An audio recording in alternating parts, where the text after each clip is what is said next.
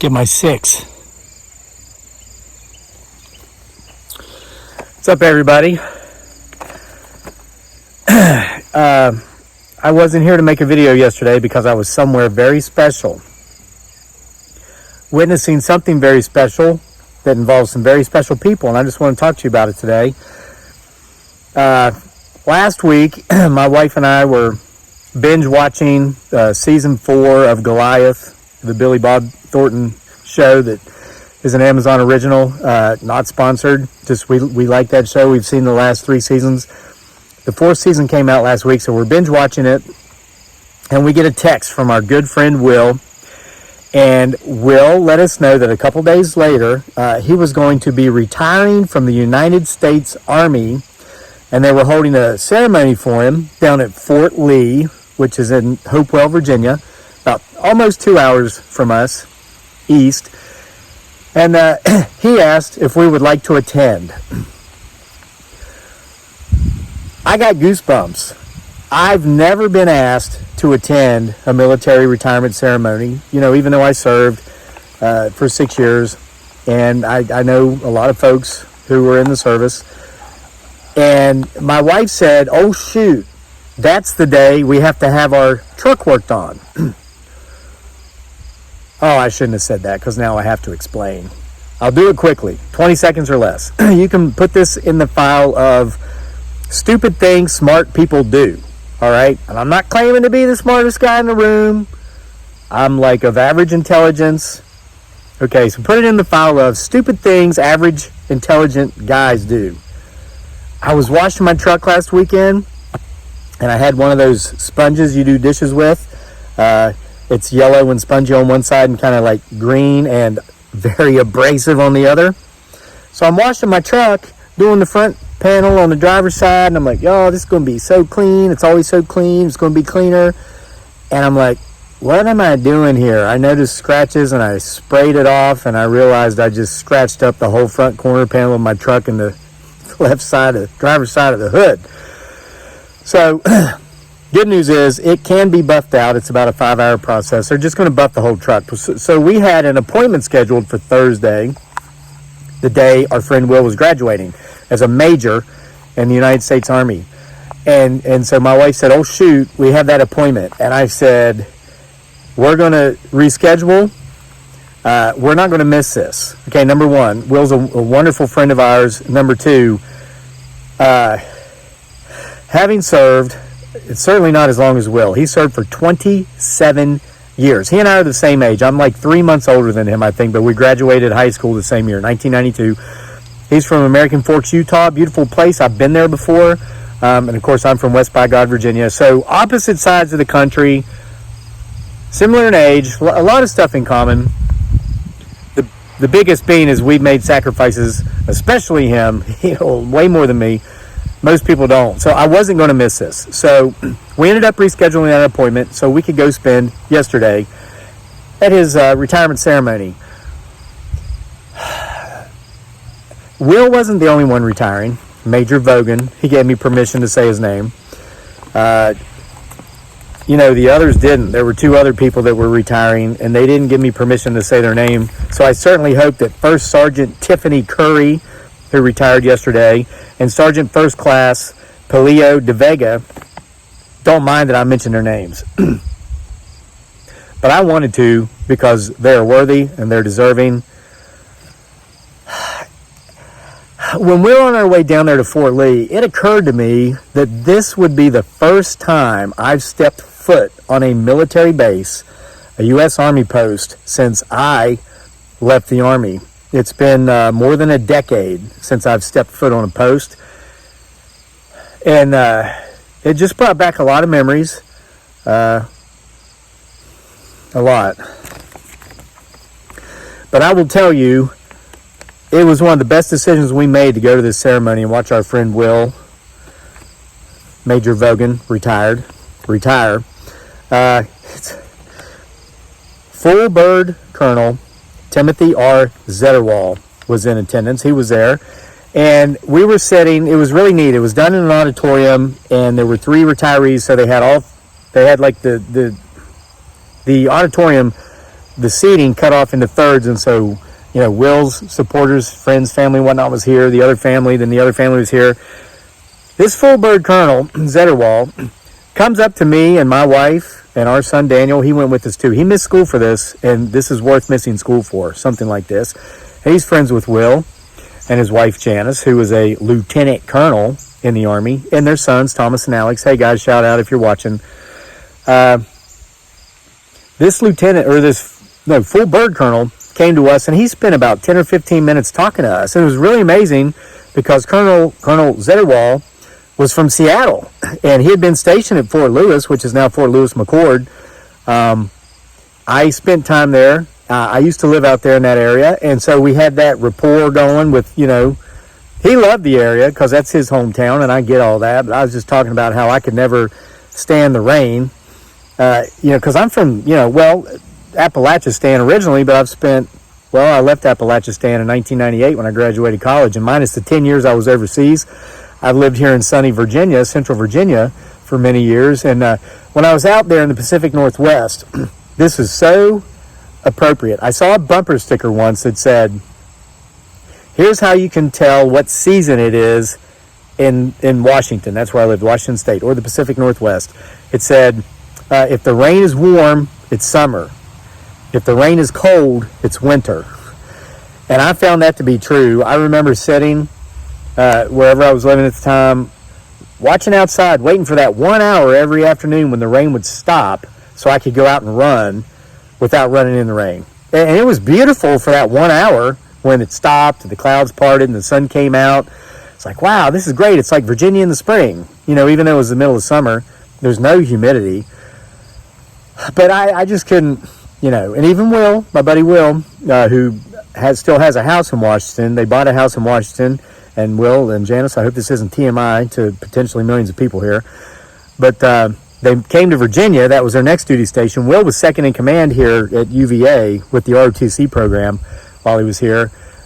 I can't say what Janice was doing. She'd have to kill me. Really, and she could.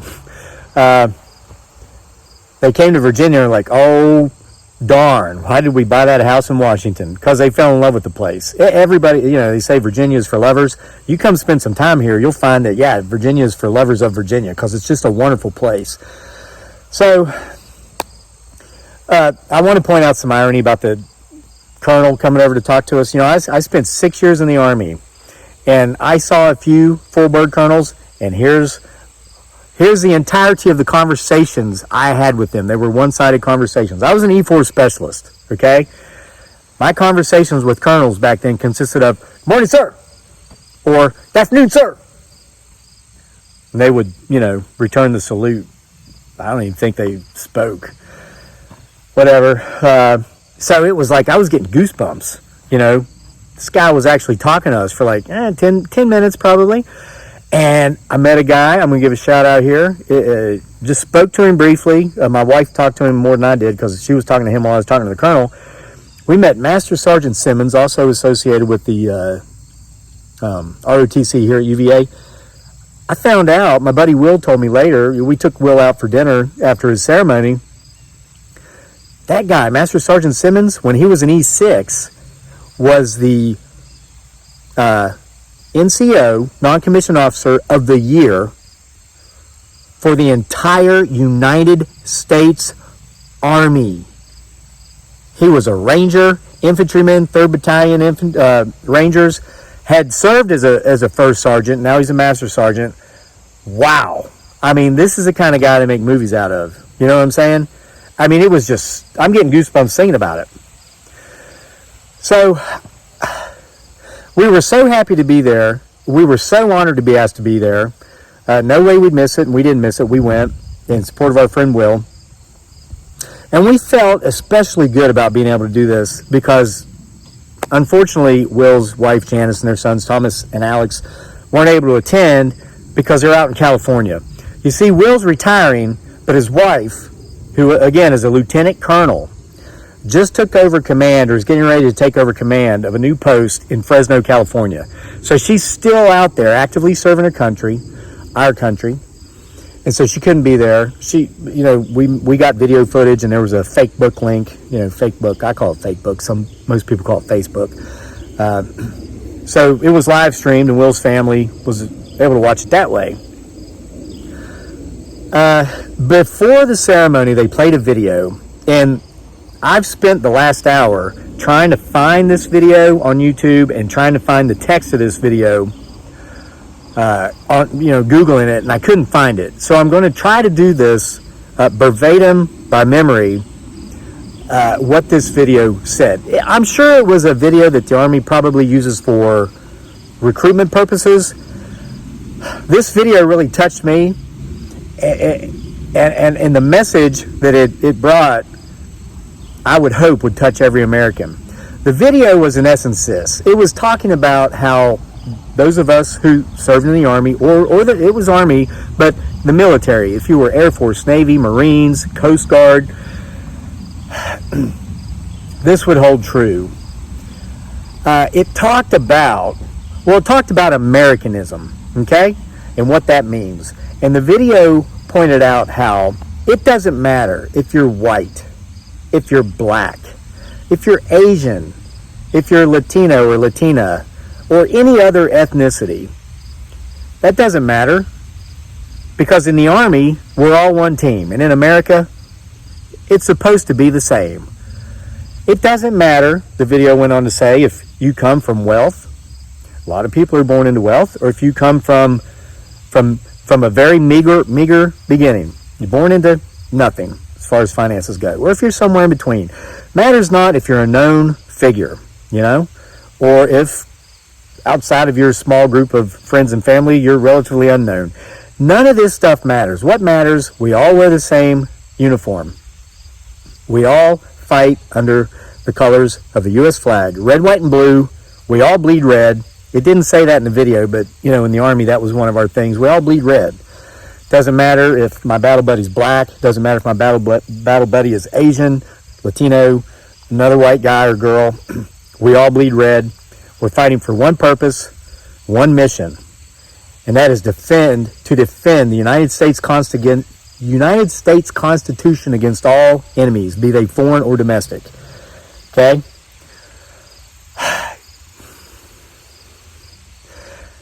This was so ironic because I want to point something out here, a few things, and I'm not on any sort of political soapbox right now by pointing these things out, but I'm on an American soapbox. Will, our friend, Major Thomas Vogan, was a white male. How old? 47. Will, we're getting old. We went out and ate at an Italian restaurant, which was close to where he was staying there on Fort Lee, and it said established 1976. I said, good gosh, Will, we're older than this restaurant. Because my son Daniel, he said, this place looks old. And I said, well, me and Will are older than this place. Terrible. Okay, Will. Major Vogan, retired. The third, by the way. And he comes from a long line of veterans. Okay? A white male. First Sergeant Tiffany S. Curry. A black woman. A black female. Sergeant First Class Palio de Vega was Asian. He was from Guam. He had a big posse with him there, his family, okay? They were Filipina. I could overhear them talking, and I understood what they were saying because they were speaking Tagalog, and it was a real hoot. But it's so ironic that the people in attendance for their retirement were such a representation of this wonderful video that the Army played. So it wasn't just, talk, this video. The proof in the pudding, or wait a minute, we're going to have those 2 or 3 people that are going to correct me here. The proof in the tasting of the pudding was that we had a white man, a black woman, and an Asian man retiring that day. Proof in the tasting of the pudding, okay?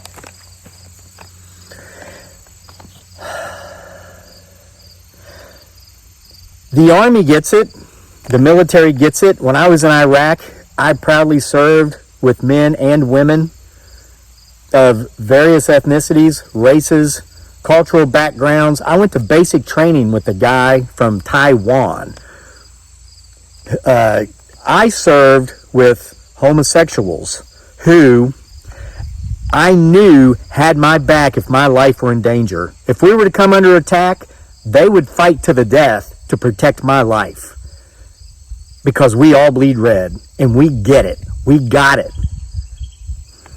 It was a beautiful ceremony, and I'm glad that these things were highlighted. There's something I want to say that I'm hesitant to say because it's going to piss a lot of people off, and frankly, I hope it does. Should I say it? I'm going to try not to. Let me talk about some of the things these folks did. Our buddy Will, Major Vogan, retired. Currently, of course, it was last duty station, which he's leaving. Within 24 hours of the upload of this video, he's going to be driving out to California to get with his wife and kids.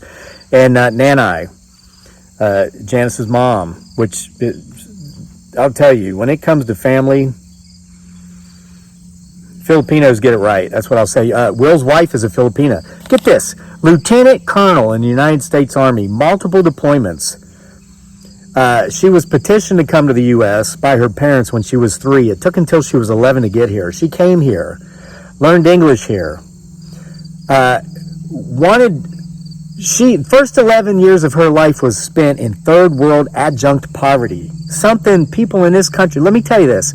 Earlier this week, we went to Jamestown and we were visiting, they had these recreations of the homes that the settlers in 1607 lived in when they came from England to Jamestown. We would go into those places, and here would be all these, Americans, mostly retired age, and they would you could overhear them saying, "Oh my God, can you believe people had to live like this? Wouldn't it be horrible?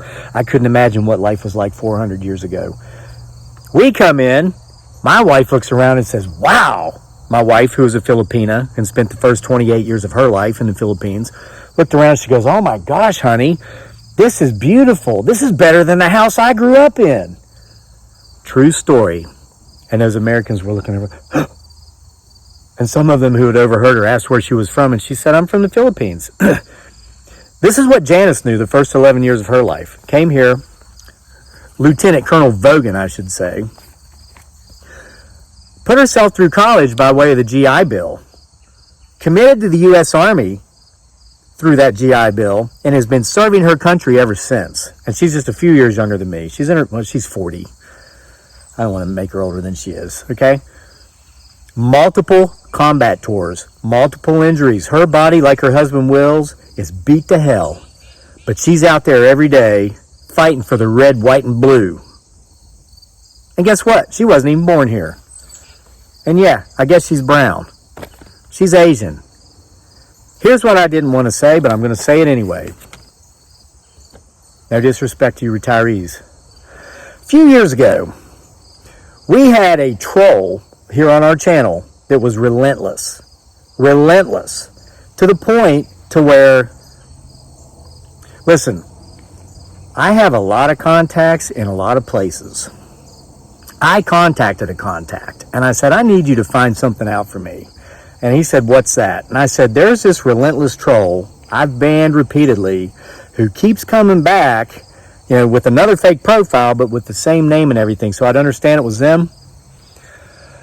It was, of course, fake name, but they knew stuff about me I'd never mentioned on this channel, okay? So my buddy says, "Yeah, no big deal." Found the IP address, found out who it was. Comes back to me a day later. This is how easy it is, idiots. He says, "Do you know a so-and-so?" Okay? The name rang a bell. And I was like, who is that person? I remembered. I had contact with this person 2 or 3 times in my life. It's a woman now. And she's probably 10 years older than me.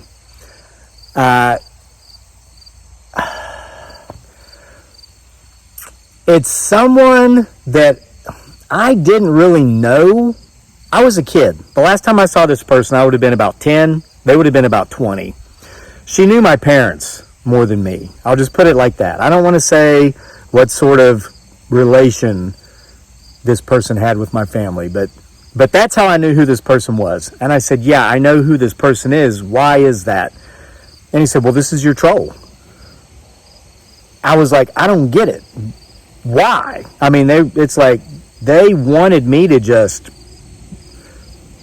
make the decision to end it all, if you know what I'm saying.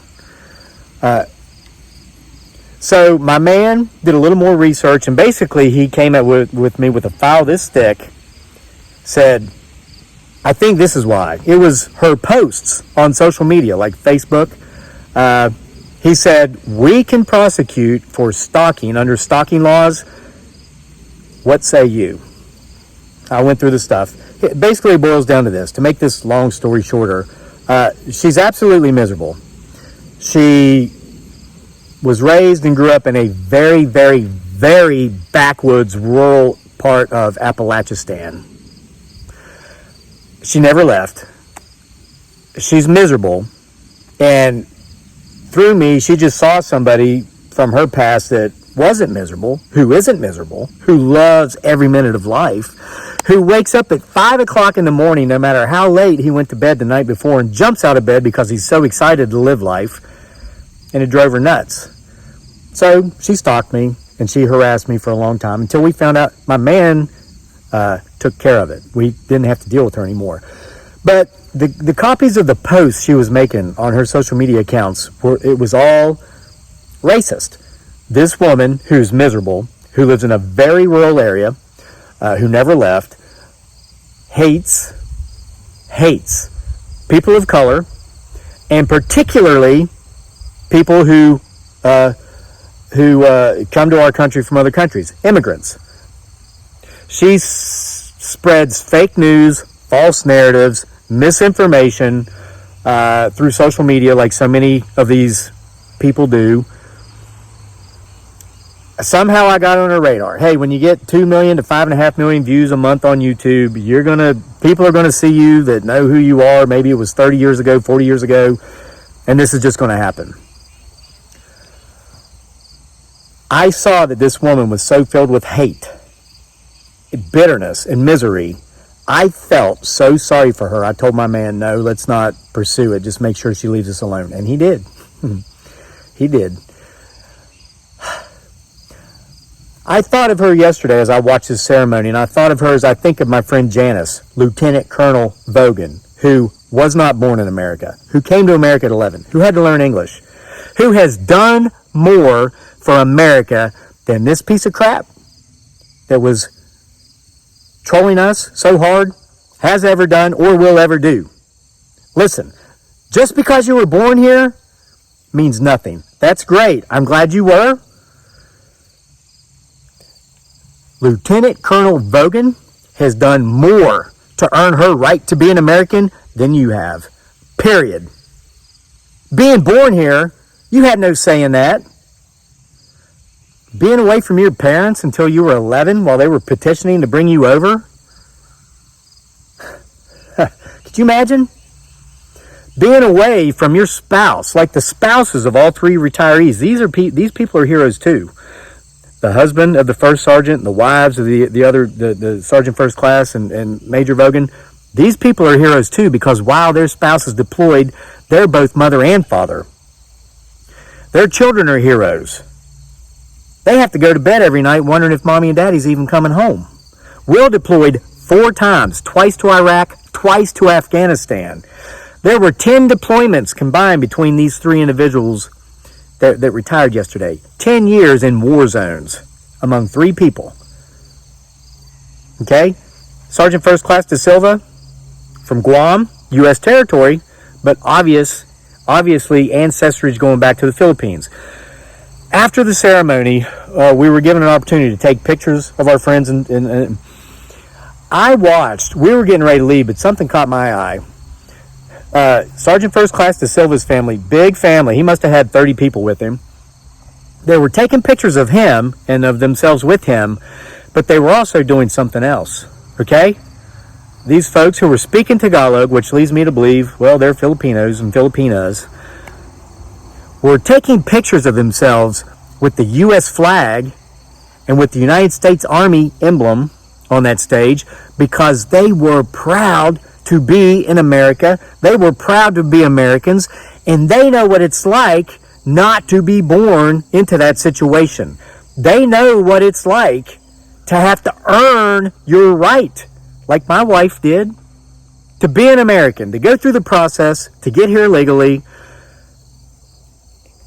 and be part of that team that fights for the red, white, and blue, and that lives like the red, white, and the blue, part of which is not hating others who do not share your skin tone, or who do not share your religious beliefs, who do not share your sexual preferences, or gender identification, or ethnicity, or cultural backgrounds.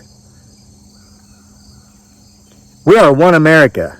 We are all Americans. It was a beautiful thing to see me witness that, because I can assure you, those kids, those adults, those young adults, and those middle-aged adults, getting their pictures taken with their family member that served for more than 20 years in the United States Army and fought on foreign soil for our freedoms, understand more about what it is to be an American than some piece of crap hiding behind a computer with a fake name, who's never left the little backwoods county they grew up in, and who had never served, and who doesn't contribute to their community. You don't have to be a veteran to serve this great nation. You just got to go find something you can get involved in and help others who need help. That's part of being an American as well. But it's certainly not done by harassing people on the internet and posting fake news, false narratives, and misinformation about immigrants. That is everything America's not.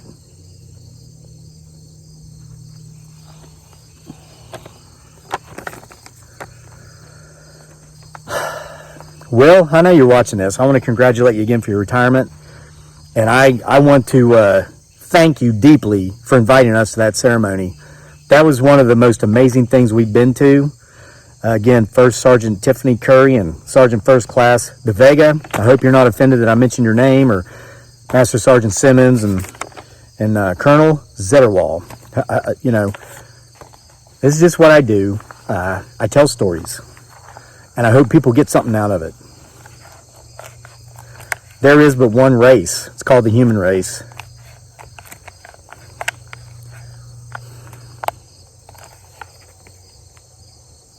See you next time.